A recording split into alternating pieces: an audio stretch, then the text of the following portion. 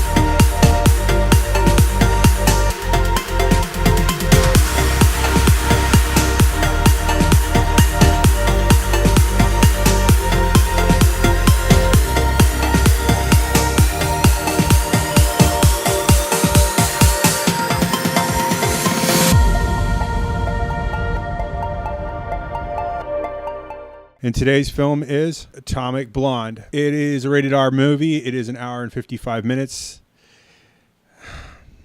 It is directed by David Leitch, I believe. Written by John Kirsten and Antony Johnston, based on the graphic novel The Coldest City, written by Sam Hart. I think this is one of those movies where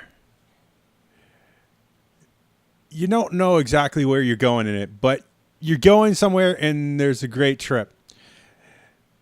And Charlize Theron is your guide through this haul, along with her co-star James McAvoy as David Percival.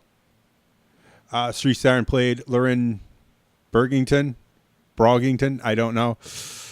Bad with surnames. Edward Marston played Spyglass. John Goodman played Emmett Kursfield. Toby Jones played Eric Gay. James Faulkner played Chef C. Roland Malter, because there's a cross through the thing I don't know how to pronounce, a cross through the O, which I don't know how to find that on a keyboard, as Alexander Bremovich. Sophia Boltala, I always have trouble with names, as Daphne Leslie. Bill Sangard, Shargard. It's got the chica over the A, which I can't. There's another name with letters I can't. As Merkel, Sam Hargrave as James Glassico,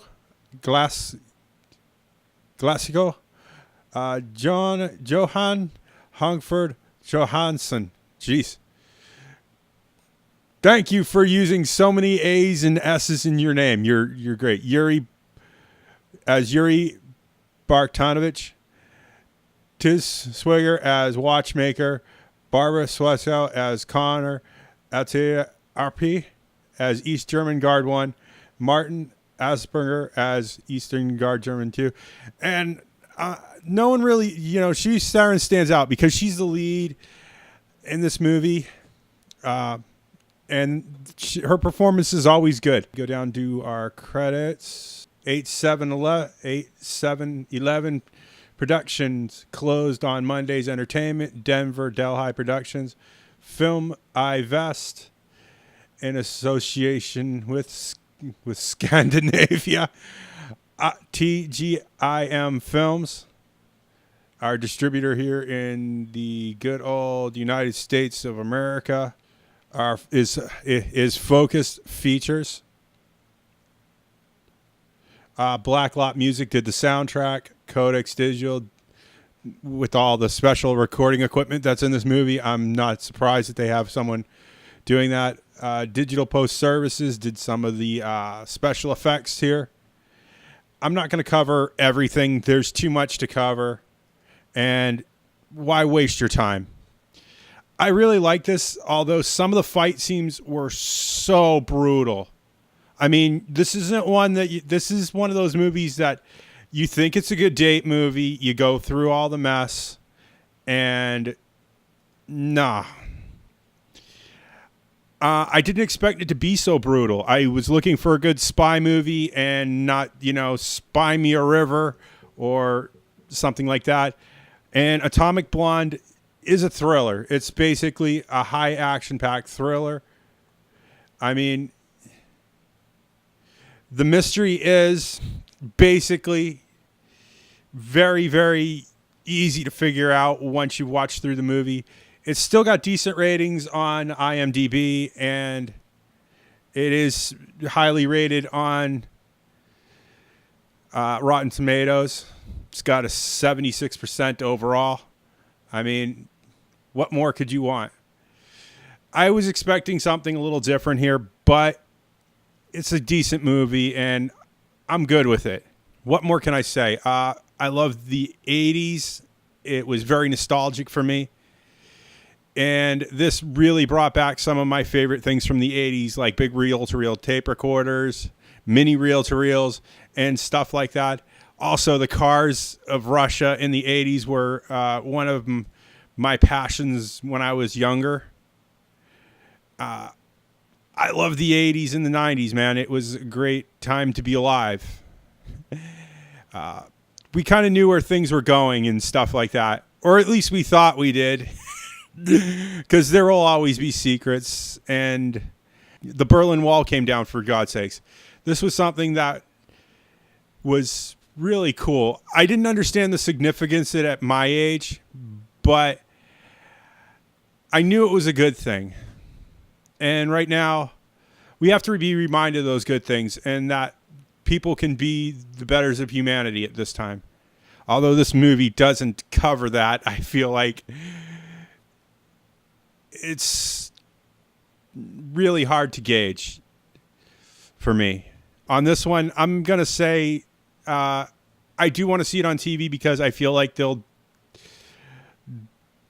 dull down some of the really, really over-the-top violence and blood and gore, which made me uncomfortable. And I don't see this as a DVD buy. But if you're really interested, I think this would be a good Redbox rental. When it comes out to Redbox, I'm recommending it for that. This is one of those ones where it's got a 50-50 shot. You're going to get either it's a good date movie or it's not. I don't want to rewatch this in the theater. Not that I could with the budget the way it is and my health concerns and my physical problems that are going on.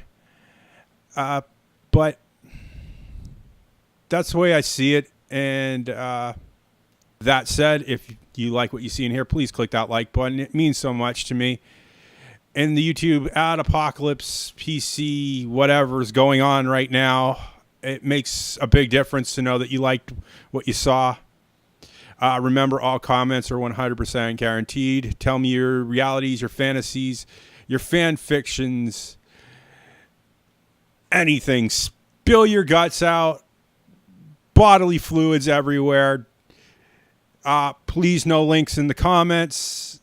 I'm not here to hawk your crap, promote your t-shirts. And also keep it real.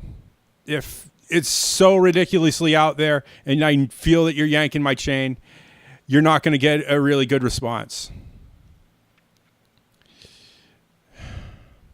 If you like what you see in here, please click that subscribe button for more of this nonsense and that little bell icon. Ding. And I will see you all in the next movie review.